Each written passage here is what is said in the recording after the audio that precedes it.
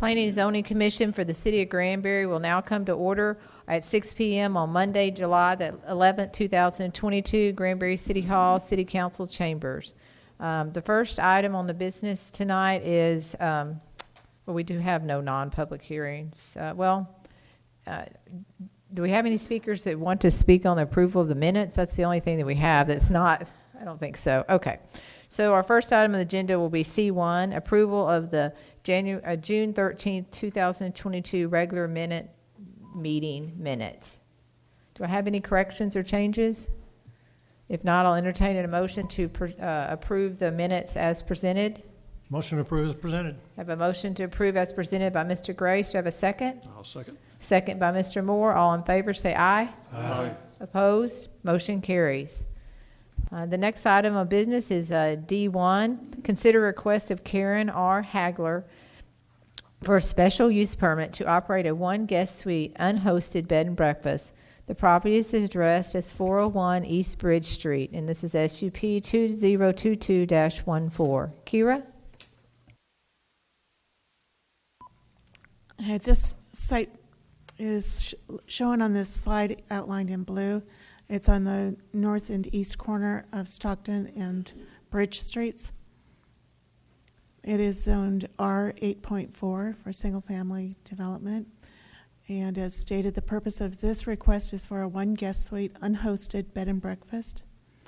On this slide, you can see that the site is surrounded by a single family residential neighborhood. On a future slide, I'll show that surrounding 600-foot distance to other bed and breakfasts. The applicant is asking for 2 bedrooms in this application, unhosted. This shows the site plan. Required is 2 parking spaces, and that will be provided off of a driveway from Stockton. You can kind of see some blue writing there. It says 20 feet, so there is enough space and width of driveway to accommodate 2 parking spaces. There to the south or down below that blue on the site plan is the existing house. The site is in the Historic Preservation District, and the Historic Preservation Commission did approve requests for certain site improvements, where basically rehabilitation of the home as well as 2 feet additional on the width of the driveway. This drawing is the floor plan for the house. So on that you can see the 2 bedrooms there on the right side of that drawing. These are the site photographs. If you've been out there recently, you'd see the applicant is cleaning up the yard. It became a little bit overgrown. So there's been some yard work done and other property improvements that are underway. This is the application. This slide just shows the surrounding zoning being R8.4, PD R7 to the west. The proposed use and all the other properties are residential. This is the surrounding area with the 600-foot distance to nearby B&Bs. So within this boundary, there to the east and south are within 600 feet 3. And there are some others that are along East Bridge Street there to the east, shown in pink. On June 30th, we mailed out 18 notices to owners of real property and on the municipal tax roll within 200 feet of the site. And we also published in the Hood County News on June 25th. As of this evening, I've updated these numbers. We've received no letters in favor and 8 letters in opposition to the request. The zoning ordinance states that the commission shall consider the following criteria, and I've abbreviated this language a little bit just to make it fit on the slide. So is this proposed request harmonious and compatible with the surrounding and existing uses? Activities requested, are they normally associated with the requested use? Is the nature of the use reasonable? Has any impact on the surrounding area been mitigated? This one would account for screening of parking headlights. That's required by the ordinance. Such other measures as will secure and protect the public health, safety, and general welfare should be considered. And our suggested action when staff evaluates this, we note that this is the first SUP request for this site. There's no performance history for evaluation because of that fact. The site is generally close to Historic Square and in the Historic Overlay District. However, proximity to the square and being in the Historic Overlay does not grant approval. Rather, it has to have an SUP with adherence to adopted supplemental land use standards of the zoning ordinance, and if it's harmonious and compatible to the surrounding uses. Based on the information presented, the application does appear to meet the supplemental land use standards for providing off-street parking and will be subject to life safety inspections prior to the issuance of a CO. The applicant would need to demonstrate on record a plan to mitigate potential nuisance to adjoining property. That is, what is the maintenance plan and/or providing emergency contacts. If those can be illustrated, then staff would recommend approval on the following conditions. This SUP is subject to City Code Chapter 4. This SUP actually is an old SUP, so we don't have Chapter 4 yet. I had intended to state that at the beginning. Both of the bed and breakfast applications that you're considering tonight are based on the old ordinance, not the one that was passed by council last week. So this slide should say any violation of supplemental land use standards or terms and conditions stipulated in the SUP may be deemed in violation of the zoning ordinance, and the SUP may become null and void, and or the certificate of occupancy may be revoked. Staff has added a condition that the SUP shall be limited to not more than 2 bedrooms, and under the old code, the 2 parking spaces are satisfied then. And then finally, the SUP shall automatically expire 1 year from the date of City Council approval. And these are your voting options. I'd be happy to answer any questions you might have. Thank you, Kira. I'll open the public hearing. Is the applicant here? And if so, would you like to come to the podium and speak? Hi there. My name is Ginger Horn. I am not the applicant. I'm actually here representing her this evening because she could not be here. Absolutely. Okay. Thanks. Okay, so as long as everything goes through and all this, then... I'll start my own. Can you restate your name? Yes, ma'am. Just because now, Yes, it's Ginger Horn, Horne, and I'm here representing Karen Hagler this evening because she cannot make it. So as long as everything's passed and approved, the intention is for me to host the property. I do host already about 10 other single unit B&Bs within the downtown area, unhosted B&Bs within Granbury, about 8 outside of the city limits here as well. So I do have a lot of experience with hosting these properties. And I know that a couple of the issues are making sure that a maintenance plan is in place. And that is something that I currently do with all of the other properties hosted here within the city limits. We have, lawn care, things like that. We make sure everything's being taken care of on a weekly or biweekly basis. And then also, just kind of adhering to the 2-bedroom and the parking. I know that Ms. Hagler has done her due diligence to make sure that she's already gotten approval for expanding the parking and everything, making sure that the city's happy with that as well. Also having a local host and someone to contact here on site. I do live here in Granbury, and as I said, host quite a few other properties here as well. So that should all be taken care of. any questions for the applicant? Mr. Hives? Chair, I have a question for staff. Carrie, your presentation said there were 8 letters opposed to this SUP. As I don't have a copy of them, did any of them list any reasons in opposition? If you would give me a chance to check that. Yes. Thank you. Any other questions for the applicant? Mr. Grace? Yes, thank you, Madam Chairman. So you are going to provide management for this property? Yeah, so not necessarily property management, I guess is what I wouldn't call it that specifically, but it's more co-hosting, which means I kind of take care of the guest side of things. If anything were to get out of hand or there were to ever be any kind of concern or anything like that, I'm always available in here for that. I am a Granbury native. I grew up here as well. Went to school here my whole life and left for about 27 years. Came back a couple of years ago, so I still have a lot of contacts in town and things like that. So I kind of help align my owners with great people in town to maintain the properties and do things like that.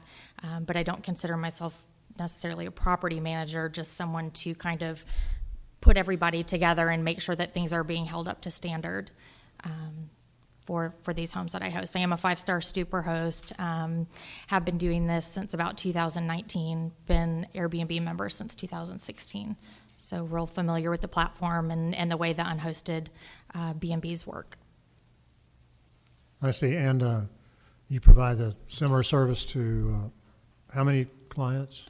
So within the city limits, I have I host Pomegranate House and the 4 cottages surrounding that, and then currently 5 other properties downtown as well.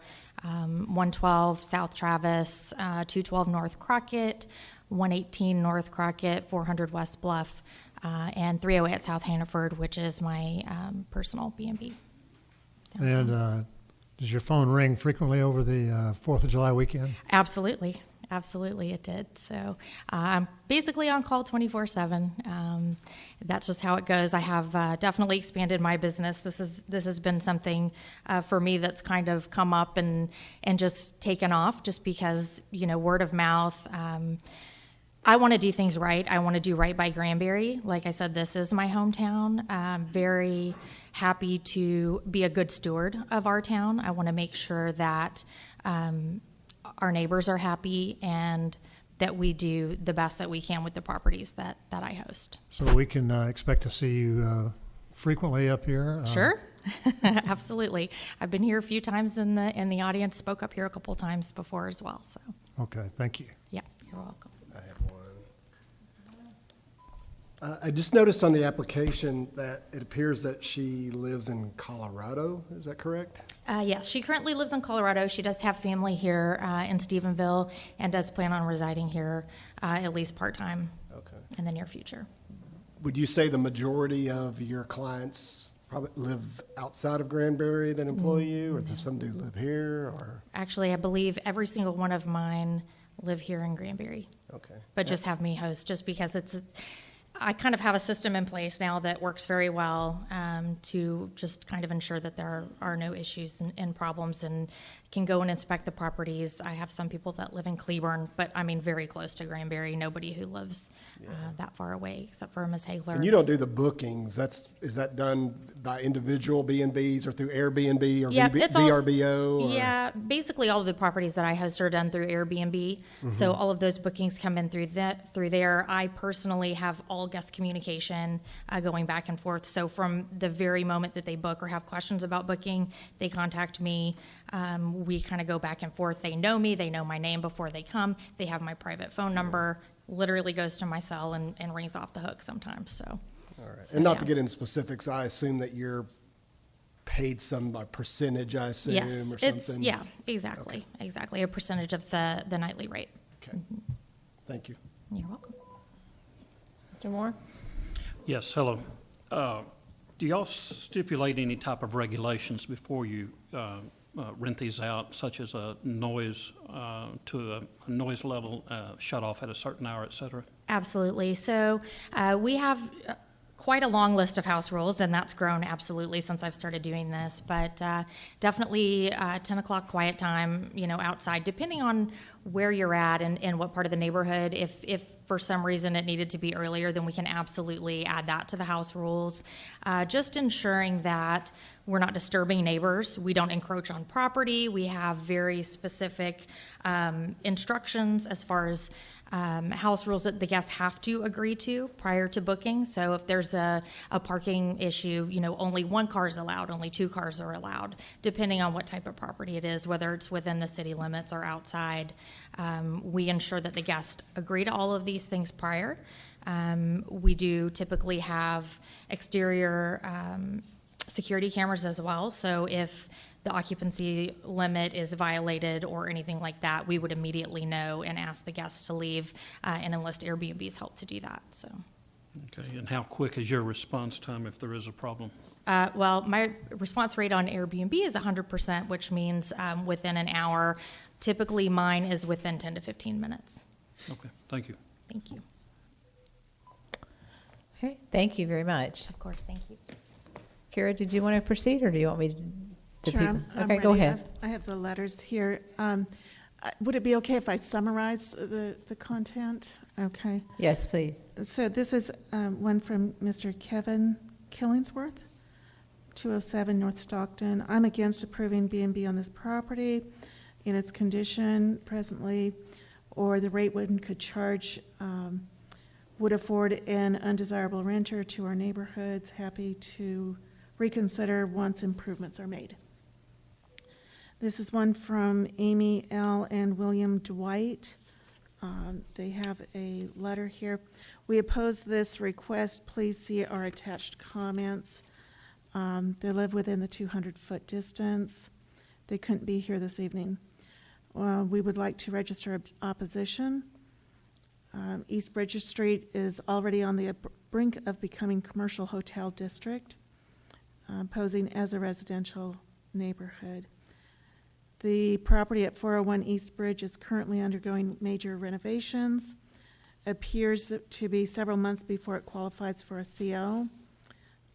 Driving by could confirm this. The new ordinance, they advocate for use of the new ordinance in this situation. The applicant was in time to be considered under the old ordinance. We understand that unhosted short-term rentals are part of the landscape in today's economy. We ask that they not be allowed to take over. It seems Granbury is focused on tourism business. Let's not forget that we're also a retirement community, and when we retire, we have a residential neighborhood expectation. In their opinion, conversion of single-family residential homes to commercial property damages the neighborhood. Not only do they contribute to inflation of the price of real estate, unhosted short-term rental properties also stand empty 80 to 90% of the time. How do we maintain our neighborhood in the absence of neighbors? So speaking to the social construct of a neighborhood. The next one comes from Miss Eileen Kate. She states, here we are again, same song, different singer, same request. You're being asked to permit a business in a residential neighborhood. Requesting consideration to the voices that have spoken out regularly and with passion on this topic. Request to deny this request. When will all bodies take heed to concern about allowing our right to live in a district that is specified as residential and not as a business district? Just last month, you approved 6 SUPs for short-term rental. Where does this end? If you pass this, Bridge Street will have 10 short-term residential businesses on one street, 10. She's very adamant about these things. The property owner in particular is one of the oldest houses in Granbury, and she's not observed the owner on the property, and it has concerns about the state of the property. Okay, the next one is Lewis W. James and Pamela A. Brewster.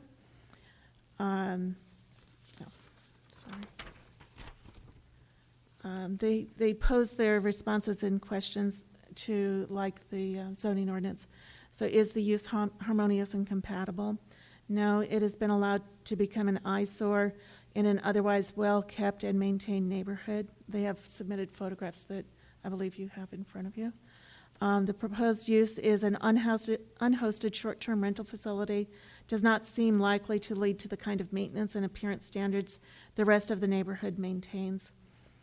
Is this nature of the use reasonable? No, the property was well maintained before and is now a blight. Such other measures as will secure and protect the public health, safety, and general welfare. Granting the SUP would send a message to other property owners that they can neglect their property and suffer no consequences. The remaining ones have no comment, except Ms. Beth Painter states she would be at the meeting. Thank you, Kira. And plus, I think most of those members are also going to speak. Our first speaker tonight, I believe I've already opened the public hearing, but if not, we'll open it, is Mr. Kevin Killingsworth.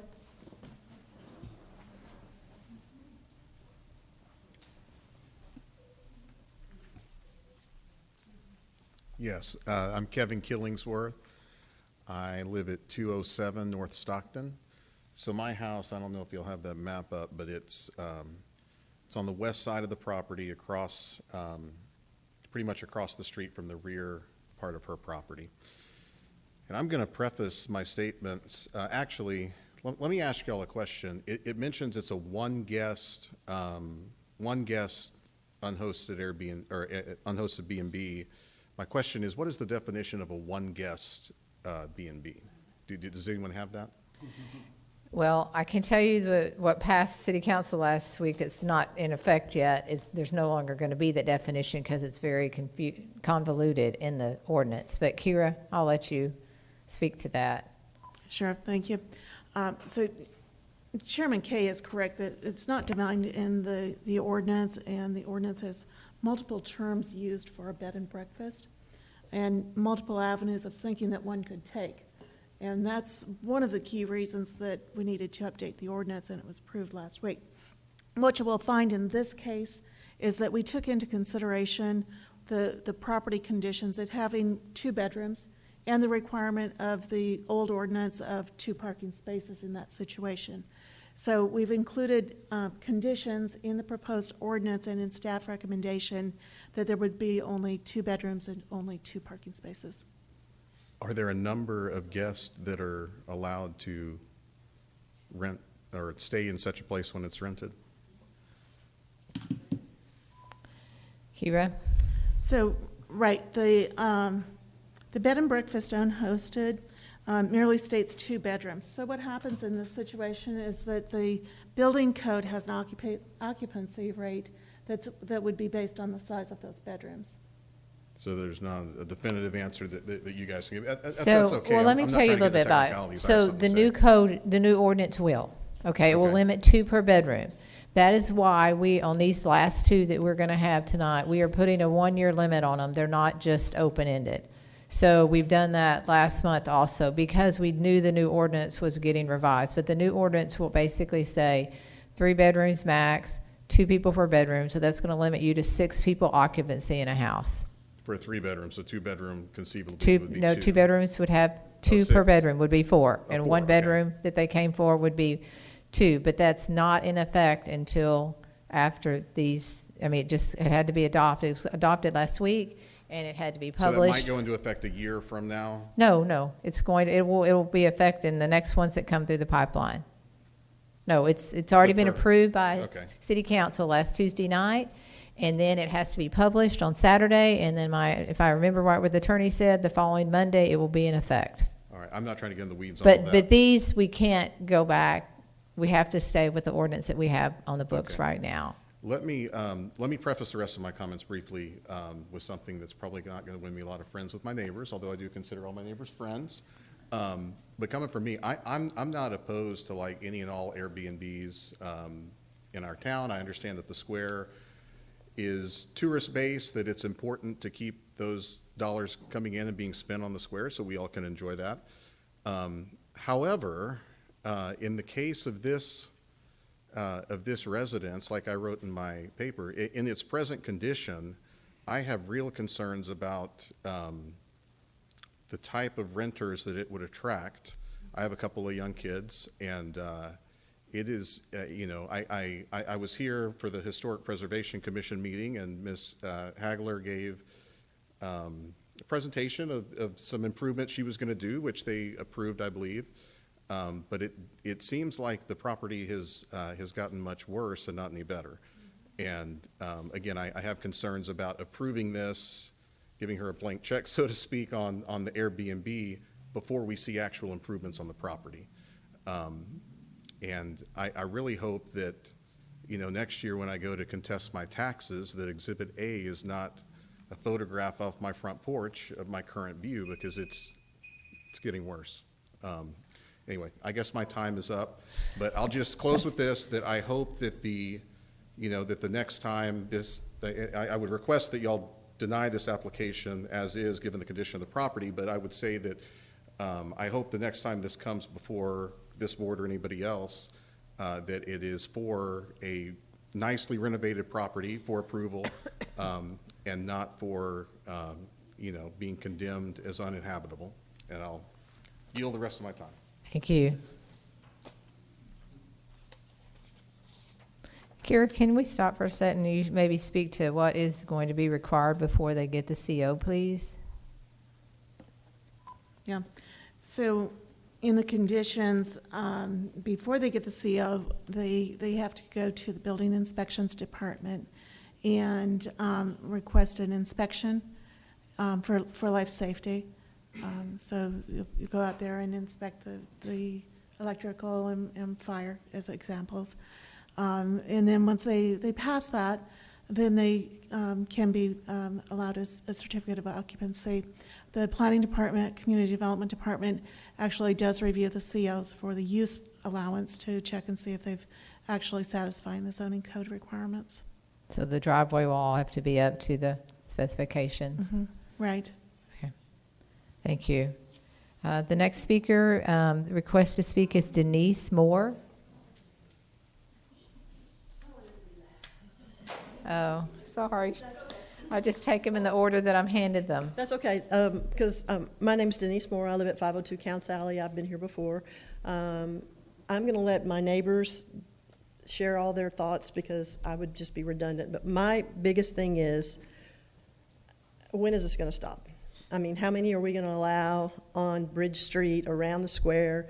I just feel like it's to the point where maybe what we ought to do is rename Bridge Street STR Street or Rental Row, because that's what it's becoming to me. I've been here for about a year and 3 months. I would like to buy a home and live here as a resident, but every time something comes up, I get snatched up by somebody who wants to make a business out of it. So let's have some balance looking forward, and I keep thinking about with the economy and everything, the way it's going.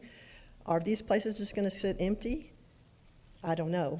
But my request would be, please, can we put a cap on this at some point and not let every single little historic home in this town become a business?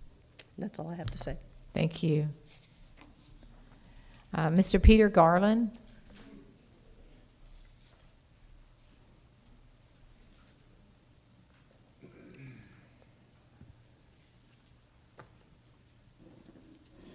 Thank you, Chair, members of the Commission. I'm Peter Garland. My wife and I have 61 years have lived at 511 East Bridge Street in beautiful downtown Granbury since 1988. That's over 33 years. There are 10 short-term rentals as illustrated on the map.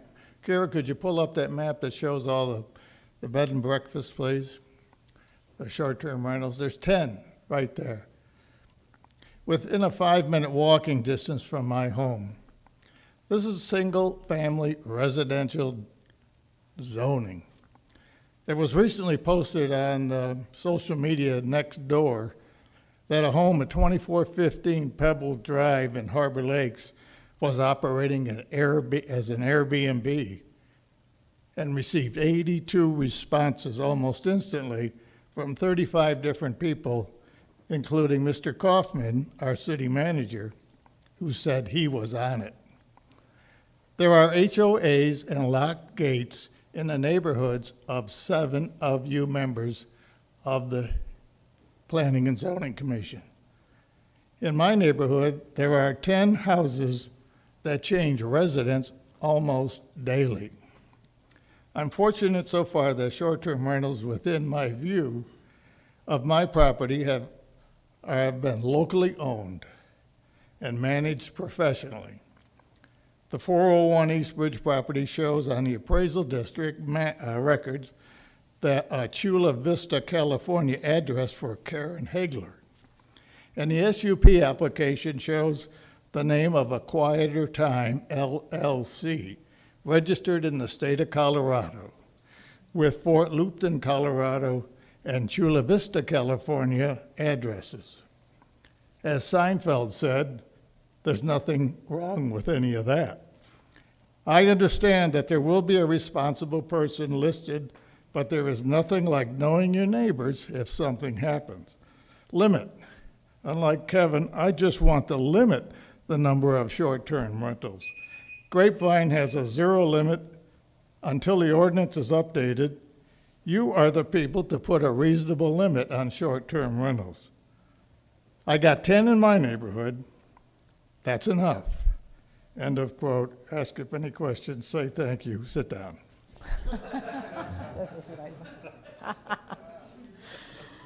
I would like to address his comments on the social media one. I did read that. That was operating without a special use permit, if I'm not mistaken. So I think that's why the city manager said he would be on it. Okay. The next speaker is Pamela Brewster.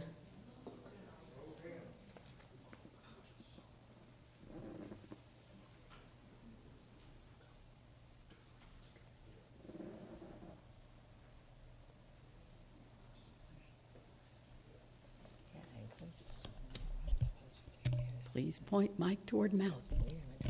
Hey, everybody. How are you this evening? I'm Pamela Brewster, live at 407 Counts Alley. My husband and I did get a letter.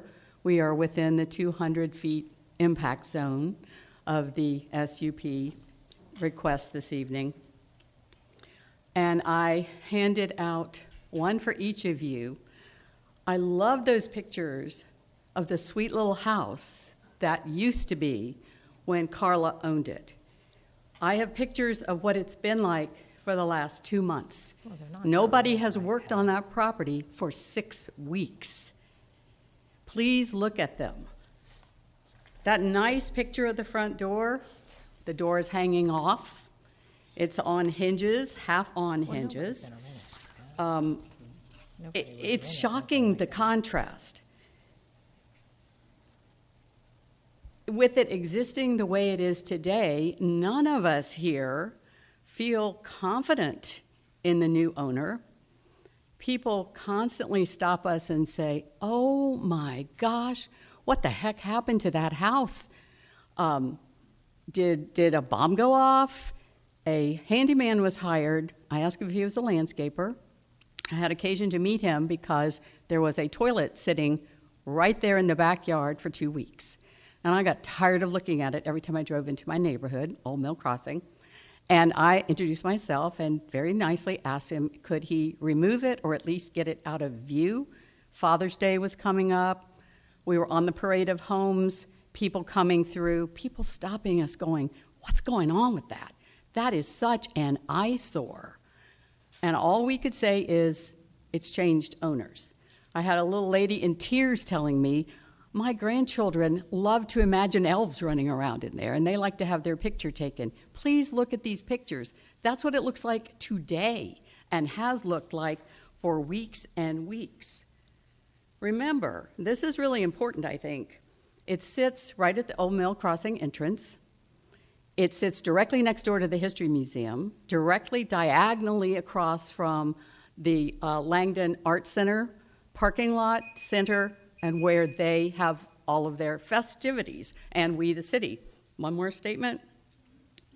The mere fact that this condition exists and has for this amount of time does not give us a warm and fuzzy feeling. All the immediate residents feel much abused.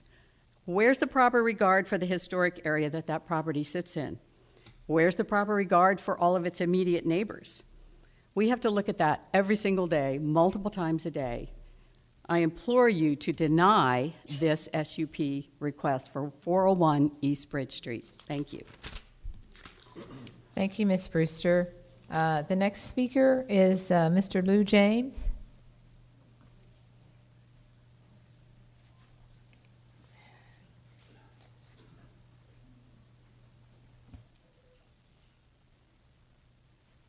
Thank you. I'm Lou James. I live at 407 Counts Alley. My wife said basically everything I wanted to say. the fact that this property has been in this condition for this period of time is appalling. What do they think of us? Why would they treat us this way? Why would the owners treat us this way? It doesn't seem to be a matter of financial hardship that they can't clean it up. I would think it could be cleaned up in a couple of hours by a couple of people with a pickup truck. The best predictor of future behavior is past behavior, sadly sometimes. And I think that the way it's been allowed to sit demonstrates what we might expect in the future in terms of voluntary cooperation or not maintaining things without being forced to by a standard. And I was always taught, reward behavior you want to see more of. And I think granting an SUP in this case, you will be rewarding behavior. And I ask you, do you want to see more of this behavior? Thank you. Thank you, Mr. James. The next speaker is Mary Schmidt.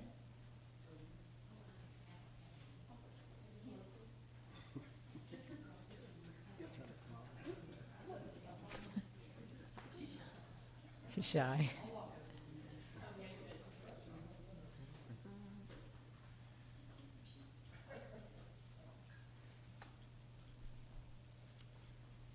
Hello, I'm Mary Schmidt. I live at 502 Mary Lou Court. And I do remember the property before it was bought. Recently, it had flowers, it had trees, they're beautiful. And even though it has changed hands, to me, it's like an eyesore. And I even thought about, I guess I should take a picture of how awful it looks now and say, visit Granbury, if this is what you want to see. Years ago, when we had some rental property, this was in the Farmers Branch area. If you had something that was not up to code, say a broken window, you did not get your utilities turned on until things were improved. And I can't imagine people coming into this and renting it if they're going to leave it like this. And so I hope you will deny it. And I wonder about the beautification of Granbury, the beautification committee. What would they say when they come and look at that property? Thank you. Thank you, Ms. Schmidt. The last person I have signed up for this item on the agenda is Beth Painter.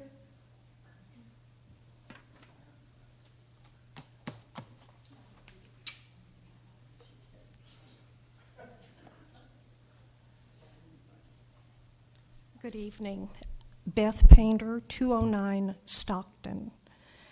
I moved here from Brownwood in 2018 and built my retirement lovely dream house in Old Mill Crossing. And I lovingly landscaped it. And my neighbors embraced me, and I embraced them. And when I look out from my front porch, I see a hovel. One of my neighbors said her son came home for Father's Day and said, "Who vandalized the house down on the corner?" And that's what it looks like. I know you have pictures of it. There's trash, there's debris, there's garbage. There is a stench of urine coming from the shed. The front screen door is hanging. This is on a main artery 2 blocks from the square. I can't imagine why code enforcement has not swooped in there and done something. So I am very reticent about trusting the new owner to take care of this property when she has inflicted this on us for all these weeks. We drive by it every time we come in. We drive by it every time we go out. It is a disgrace. The only good thing is that there are not animals tied up in this heat. I mean, it looks like that kind of place. I would defy you to find another property in Hood County that looks worse than this one. If she could show us an architect's rendering or a drawing of what she wants it to be, we're willing to look. And I thank you for listening. Thank you. Commission members, questions or? Can we recall back to the podium, is it Miss Warren? Is that her last name? Yes, the applicant's representative? Yeah. Yes. Go ahead, Mr. Hallman. How long has Miss Hagler owned this property?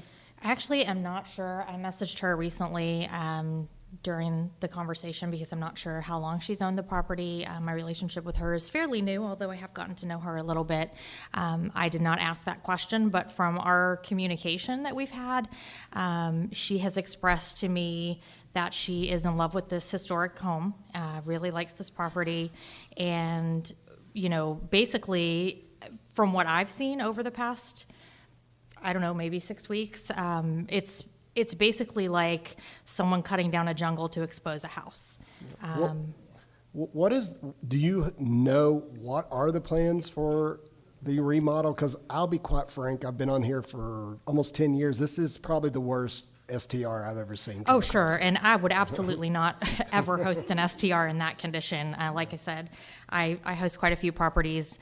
I am a super host and would not ever want to do anything to jeopardize that or to represent something in my hometown that I didn't feel was going to be something positive. And I think that her intention has been to come in and renovate this property, and there has to be, I don't know if you've ever cleaned out your kitchen, but it looks a whole lot worse before it looks better. And I know that they've been putting in a lot of effort and things inside of the home as well as planning. And, you know, that's not really my wheelhouse, getting that part of the property up and running and all that. That's obviously the homeowner, but I do know that it is her intention to have it completely landscaped and everything done before Labor Day.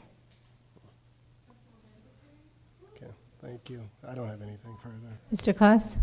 Just one, you may not be able to answer this either, but do you know what the purpose of her timing is to bring this before the board now when it is in such disrepair instead of waiting till she had it renovated to bring it before the board? I think just kind of getting the approvals and everything going now because it can take some time to get all of that done, and just making sure that that all of her ducks are in a row. I know she's been working with the historic committee and getting those approvals and everything, just trying to make sure that she's doing her due diligence along the way.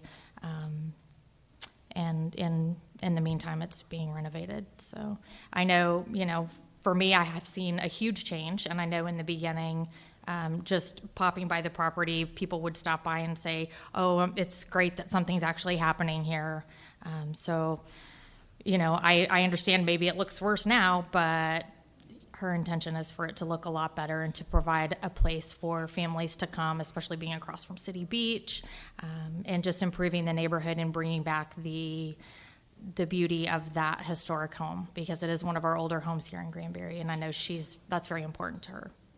Okay, thank you. Also, do you know whether she's hired a general contractor to do this work, or is this I'm not sure. just handyman that she's got coming out to do the repairs? Do you I've know? stopped by. I know that the man that I've met, his name is Nick. I'm not sure what his last name is. I know that he does a lot of work for her son at his property in Stephenville as well. She's been impressed with that, but I unfortunately don't know the details. All right, thank you. Mm-hmm.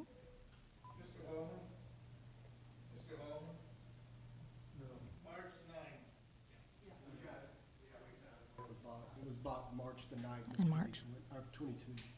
Okay. So I Yeah. do think that we actually have had some along Bridge Street that came to us to get approval before they did renovations. I do believe that may have happened some with Ms. Nivens, if some of you recall on this committee. And we've also been told, you know, I don't host B&Bs, but we've had at the workshop that we had on ST Rentals, people came forward and said, it's a very competitive business. And if you get any bad reviews, well, obviously there's not going to be, I mean, it's pretty straightforward. There's no one on Airbnb that's going to show up to rent this. Right, right. So, you know, I have to know that part of the system will work some of it out, because I don't think you're going to have somebody come. According to Mr. Van Buren that spoke one time that hosted one, it said it's just a real cutthroat. One bad review can sink them.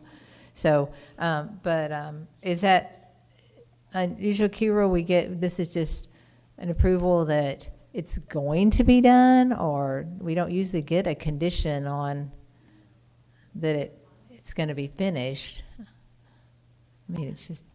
I think we're kind of mixing two different things, but maybe not. So whenever someone gets a building permit to construct, it is expected that they would finish their project. There have probably been some times in history where that hasn't happened, and there's had to be some type of remediation. Kyra, you probably can't speak for this because you're in a different department, but I'm going to ask the question, do we know if any building permits have been pulled whatsoever? I don't have that information. All right, thank you.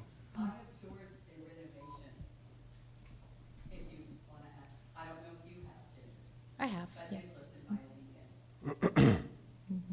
I know that there has been some upgrading to the electrical that was done, I believe, May 12th. I did notice that today when I was walking around the property. So I know that has been done already. And then I did speak with her about the parking and know that she's gotten permission to expand that parking. Any other questions, Mr. Glass? Do we have any way of knowing the photograph that was presented with this packet that we were originally shown? Do we have any idea when that was taken? I'm just trying to get an idea of how long. Google Earth about 10 years ago. Oh, 10 years ago. Yeah. Okay, Yeah. thank you. But the condition that the property is in now, that did not happen since March. Absolutely not. It was really, really bad, and they've gone in and done a lot of work to clear that out. But the finishing touches, the landscaping, all that still definitely needs to be done. I would never host a property in the condition that it's in right now, but I know that they have made a lot of progress. She did tell me that he has been off the job for the past 2 weeks because he's working for her son in Stephenville. So, you know, I'm not sure about the comment that was made earlier about no work's been done for 6 weeks. I don't believe that's accurate, but I do know that the past 2 weeks nothing has continued to happen, although there is that deadline, you know. Any other questions for staff or for the applicant? Okay, so if not, thank you. Thank you. If not, we need more discussion. If not, I'll entertain a motion on the SUP request, please, for 401 East Bridge Street. Do I have a motion? Your voting options are on the screen.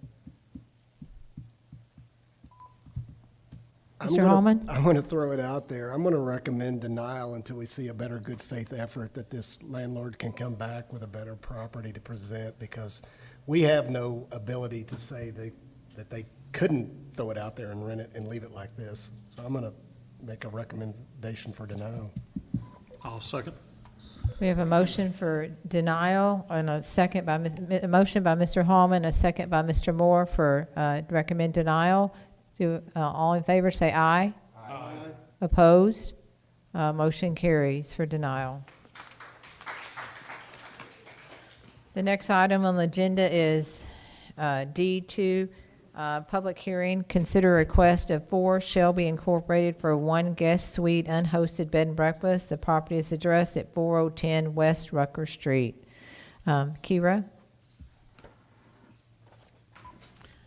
All right, so this property is shown in teal on your map. It's there on the north side of Rucker Street. This site is zoned R8-8.4 for single-family residential purposes. This request, again, is a 1 guest suite unhosted bed and breakfast. You would note in your agenda packet that the applicant originally requested a 3-bedroom unhosted facility. However, they have since reconsidered because they could not meet the parking requirements for that, and they have reverted back to a 2-bedroom unhosted bed and breakfast. And they would be able to provide the 2 parking spaces on the property. So this site plan shows the property. The house is there towards the bottom near the label West Rucker Street. The 2 parking spaces would be provided. If I can get this to work, let's see. You can see the arrow maybe. One would be at the front towards the west, and one would be the front towards the east. The one on the east would be a new parking space, whereas the one to the west is existing.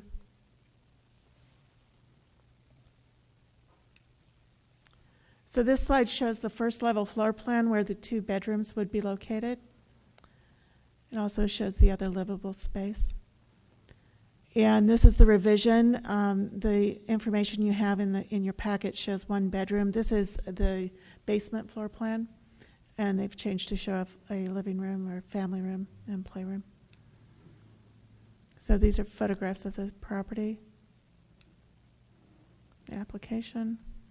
This shows the zoning. The surrounding area is residential use, R8.4 zoning. And this slide shows the other bed and breakfast uses within 600 feet of the site. To the southwest was a bed and breakfast approved most recently. There are no standards or records of previous SUPs on this site for bed and breakfast. Again, the application has been revised to include a floor plan depicting 2 bedrooms, and the site plan shows the 2 required parking spaces. On June 30th, the staff mailed out 19 public notices to property owners within 200 feet of the property, and we also published newspaper notice in the Hood County News on June 25th. We've received 1 letter in favor and no letters in opposition to the request. This is the zoning ordinance section for findings on SUPs. Is the use harmonious and compatible with the surrounding and existing uses? Are the activities requested normally associated with the requested use?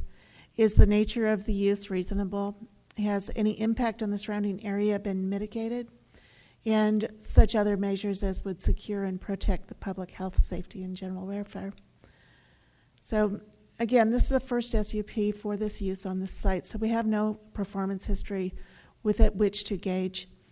The site generally is close to the historic square and near tourism areas.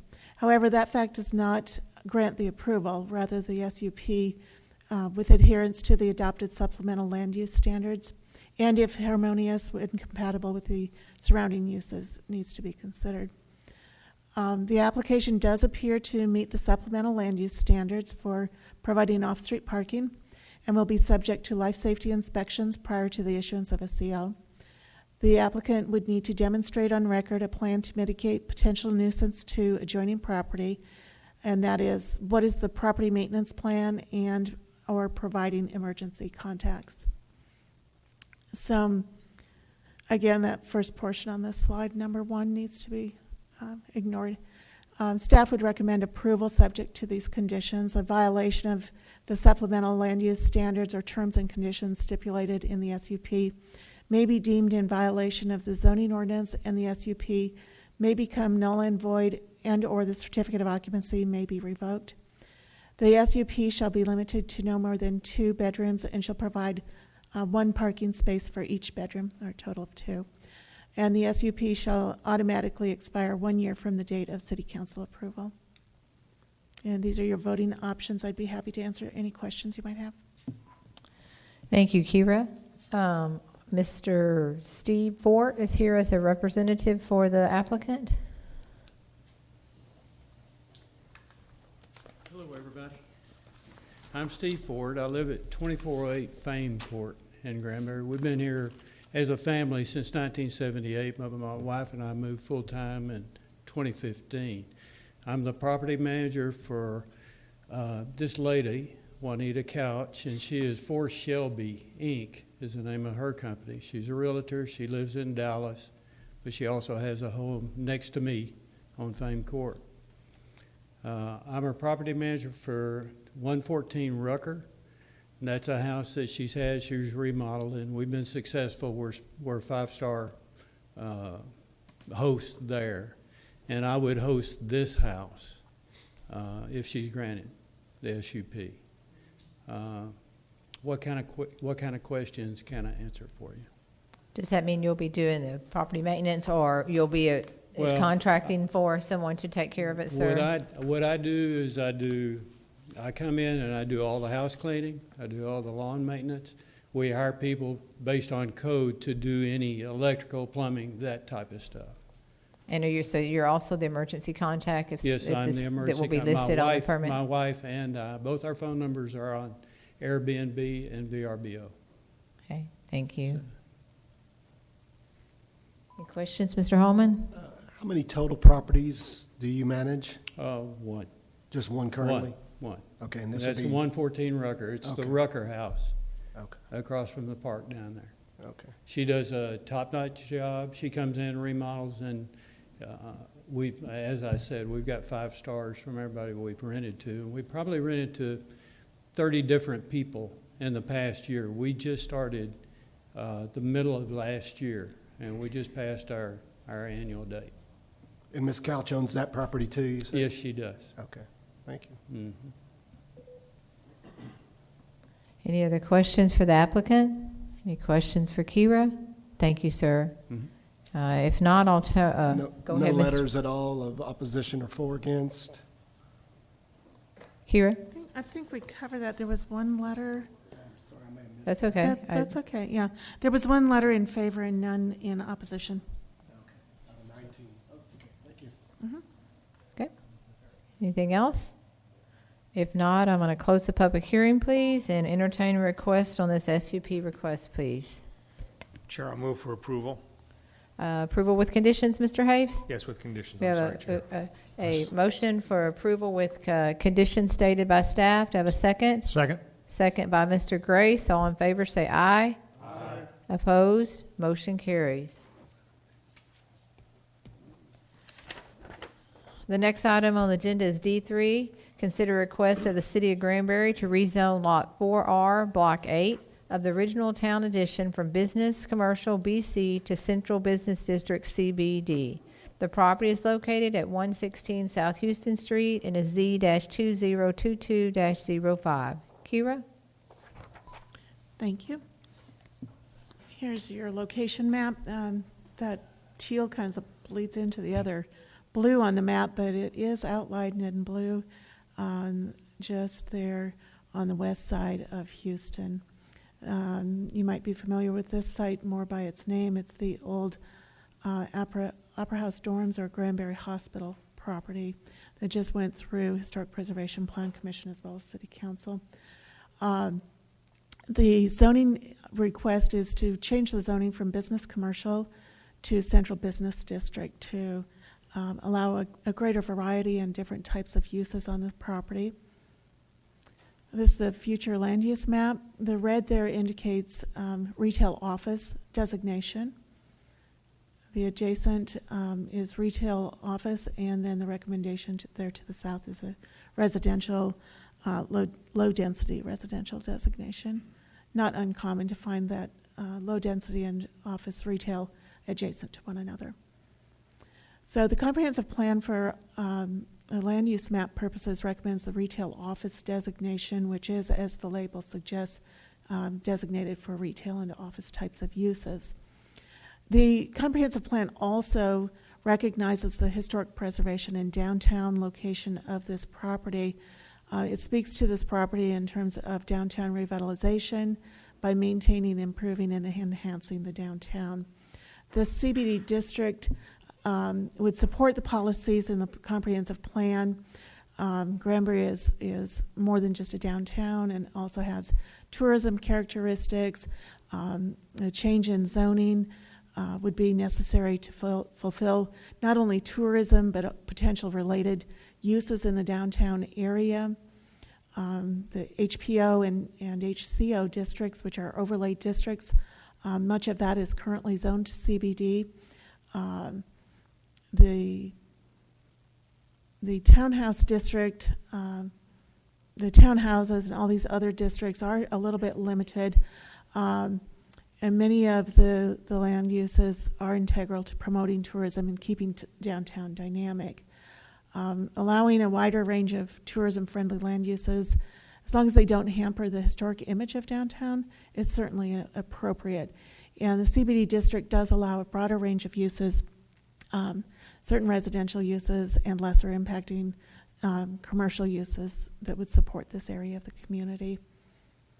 This is a photograph of the site. And this site does not come with a site plan. It's not required. It's just a zone change as a standard zoning change. On June 30th, staff mailed out 26 public notices to property owners within 200 feet of the site. And we also published on June 25th in the Hood County News. As of this time, we've had no letters of support or favor and one letter in opposition to the request. The designation is compatible with the comprehensive plan and staff recommends approval as presented. These are your voting options. Thank you. Thank you, Kira. I'll open the public hearing. Can you tell us what's on the one opposition letter, please? Or read the comments to us, please. Sure. I have no speakers, so that would be our only. So on the opposition letter, it just has the box checked against. There's no comments with it. And do we know who it's from? Sure. This is from Diane Locke. Okay. Any questions for staff? Can I ask a question? If we can. Well, we'll let you speak. We have time. Can you just fill out one of the speaker's cards real quickly, if you wouldn't mind, sir? Let's go ahead and fill it out, if you wouldn't mind. We'll be glad to wait. It's pretty quick. Pretty much name and address.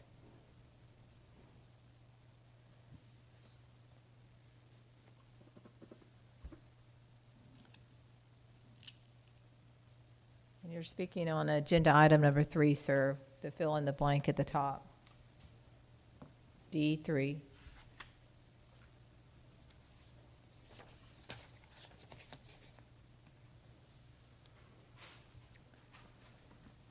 Thank you. Yeah.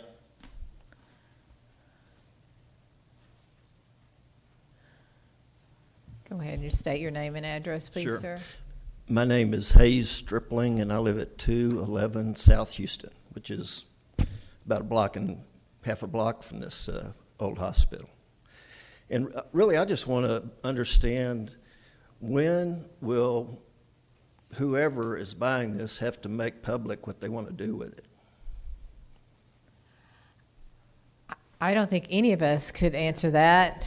And what they may have privy to what it would be would probably have been an executive session for city council, but certainly it's beyond any of our scope of us.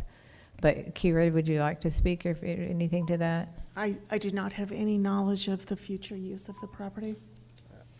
I'm not aware that it's even sold. I think there was a for sale sign in front of it still. Yeah, there is. But all this is in, I guess, prerequisite. The buyer wants to have the zoning changed, or else he may not buy it. It's the city requesting the zone change, not Well, the they're buyer. the seller. They're trying to they're facilitate the sale. The buyer's probably pressing them for the change. I think that's conjecture. I mean, we don't know that. That's conjecture. No one knows I that. realize that. But, I'm half a block away, and seem like the city has an obligation to be more forthcoming with what's going on with a major piece of property. And I've talked to Chris, and he told me that he can't tell me. But it just seems odd. It's all kind of undercover here, what's going on. Yeah. Well, as much as what we probably have been disclosed.